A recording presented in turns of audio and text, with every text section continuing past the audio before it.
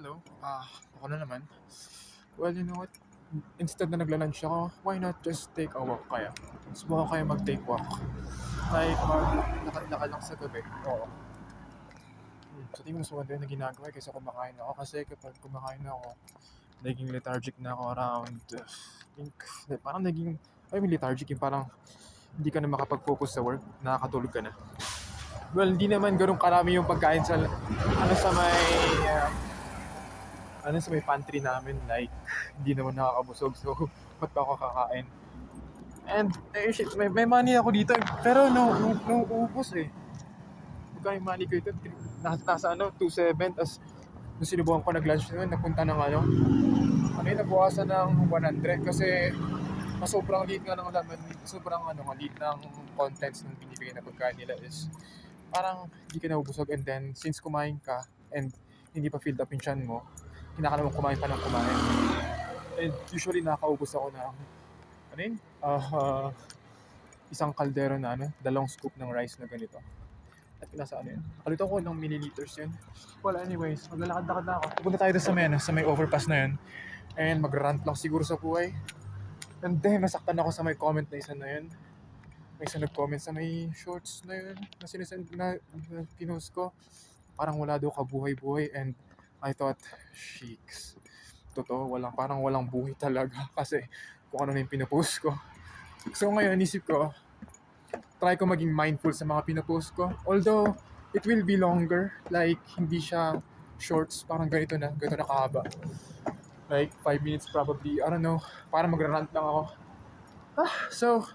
So far, tinanong ko naman yung yung TL ko, which is yung supervisor ko. Siya rin nagsusupervise sa akin. Lakad-lakad tayo sa Burnham. Hindi naman sa Burnham actually, pero parang dyan lang sa may gilid-gilid na lang. Kasi anong oras pa ba? 2 pa yung balik ko, so meron pa tayong 48 minutes. So ayun nga, yun. Kinusap ko yung TL ko, and sinabi niya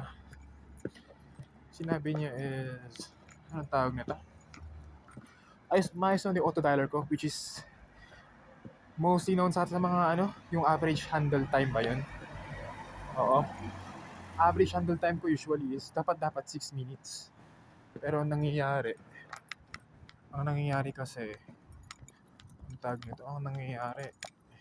usually naging 8 minutes ata, pero usually naging 6 minutes na yung parang 2 out of 10 ko na calls. So hindi ko lang kung anong gagawin basically, pretty much. Tawag na to. So far, ayos yung average handle time ko, pero yung orders ang problema.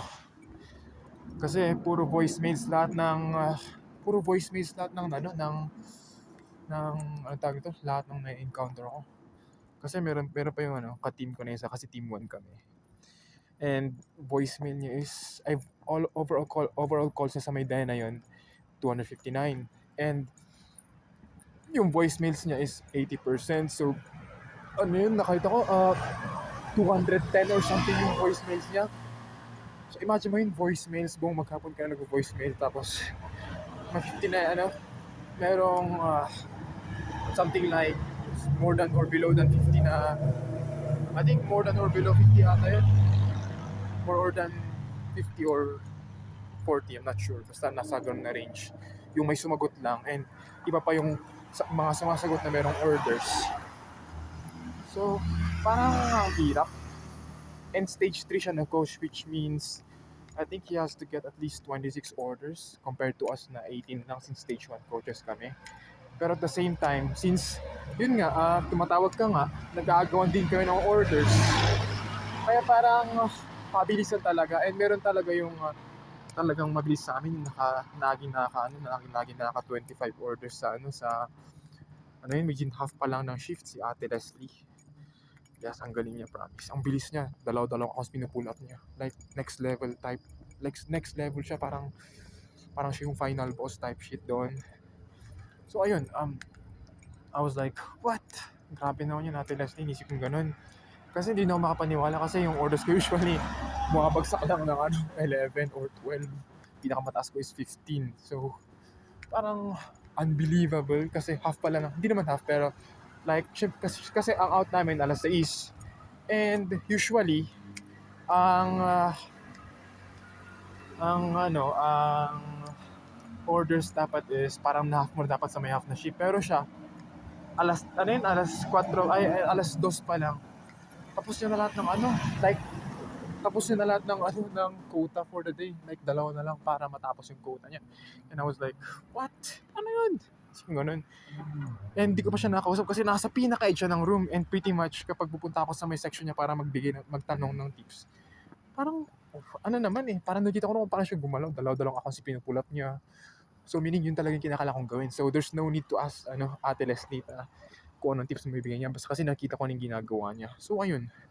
Pero, it's better pa rin to ask the tips pero whenever I go there kasi magkaiba kasi yung lunch namin at saka yung break namin magkaiba so yung lunch ko is alas 11 yung break ko na 15 minutes is alas 11 and siya yung break niya is alas 12 ganun parang paiba-iba talaga kasi pinapapili kami ng break namin so ayun dito tayo sa Burnham ngayon empty pretty much dito tayo maglakad para at least mas makita niyo yung Burnham and nagda-doubt ako na meron manonood dito kasi nagda-doubt ako kasi yun yung mahaba and pretty much bumababa parang bumababa na yung tawag nito yung attention span ng mga tao and yung attention span ng mga tao so parang parang hindi na kayang manood ng isang movie parang ganun tas technically ako hindi pa ganito kaganda yung content ko like I'm pretty much dino-document ko lang yung life ko so pretty much ito natin gagawin ko every single time so ayun cross tayo dito para tayo mag-cross kasi yung layo-layo ayoko na maglakad kasi ito yung visitor information center ng Baguio and ayun ako nakita nyo ba?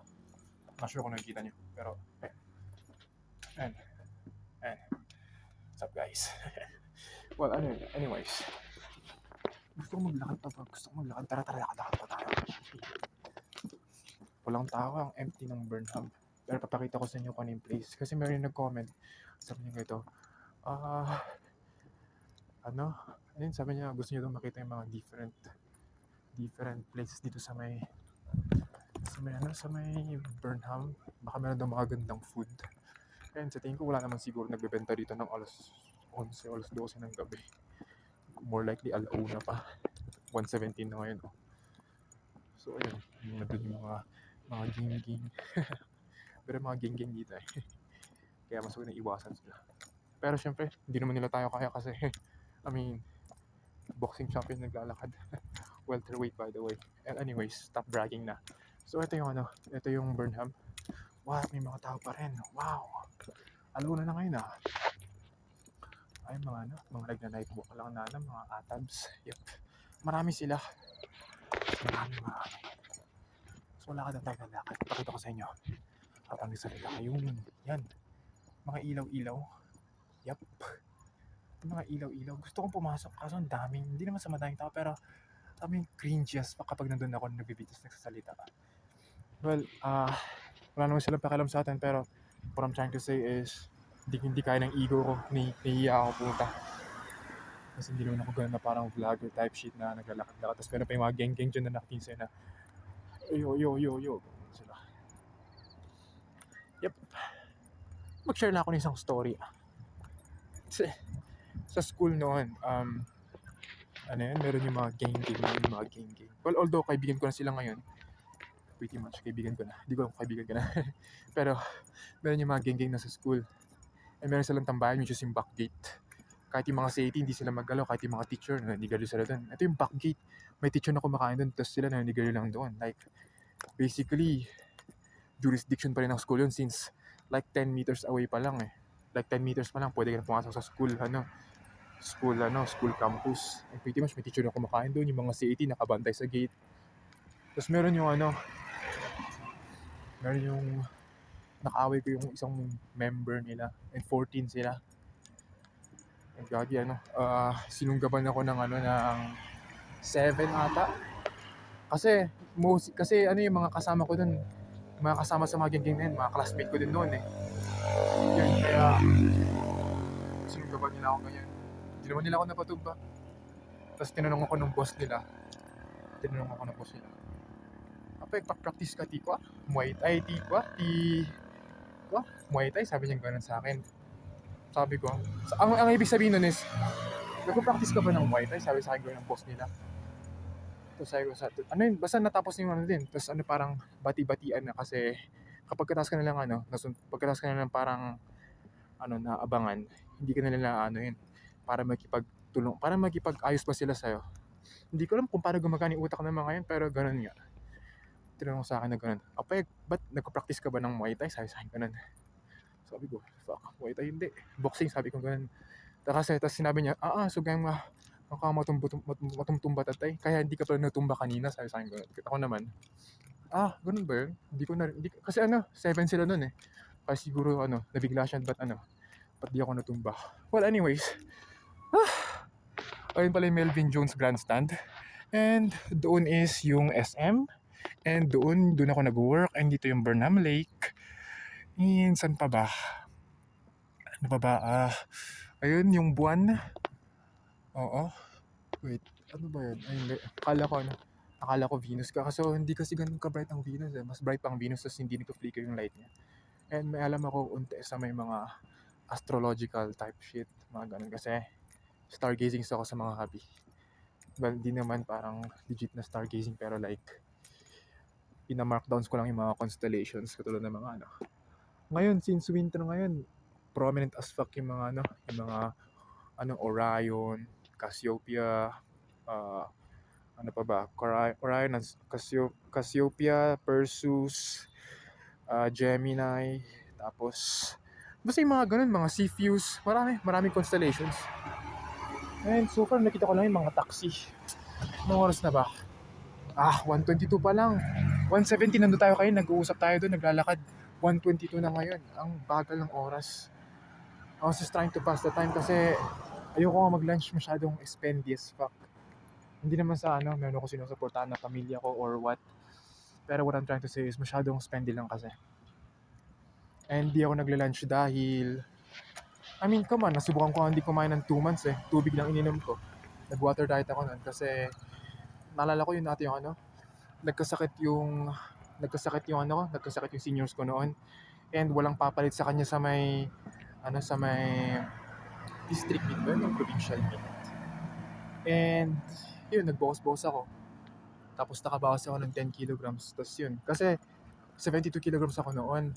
Tapos parang nagbabulk lang ako. Tapos sinabi ng coach ko, walang papalit since ako lang malapit sa may weight niya.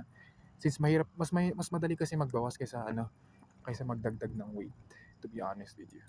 And pretty much common sa mga fighters yung nagbabawas sila ng weight and stuff like that.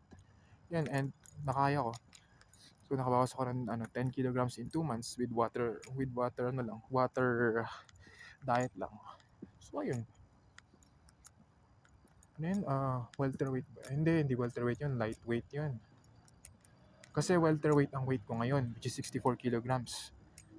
64 kilograms ako. Pero ngayon, as of now, 70 ako.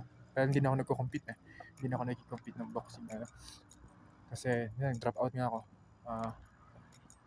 Dapat nga second year college na ako ngayon and I'm 19 years old. Pero dapat, kaya yun, hindi na ako nakapag Pero sa tingin ko, babalik ako ng school after next 6 months. Try ko lang tong call center. And at least parang meron na akong ibo-boast na kapag if ever na mag-apply ako sa susunod na meron na akong experience sa mga ganitong stuffs. So ayun, saan ba tayo ngayon? Burnham ba? Burnham? Tara Burnham. Dito lakad tayo. Iharap ko tong camera para makita nyo. And yan, may pusa buntis na pusa. Pakita ko lang sa inyo. Hindi tayo dadaan sa mga couples kasi usually nagkikiss yung mga nag-smooch sila. So I don't fuck with those shit, man. Shit, sabi na. Dilim, fuck. Ayun, po tayo sa may bleachers ko to.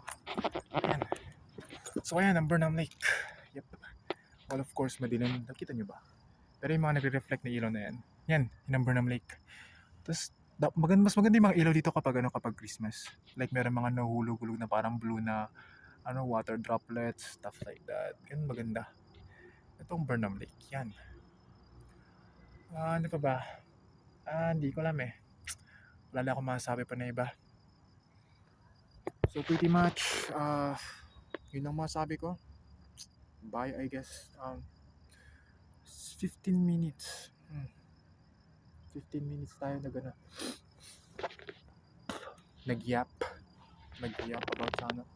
about sa mga stuff na nangyari sa buhay natin. Well, pretty much, that's all. Bye. Bukas ulit.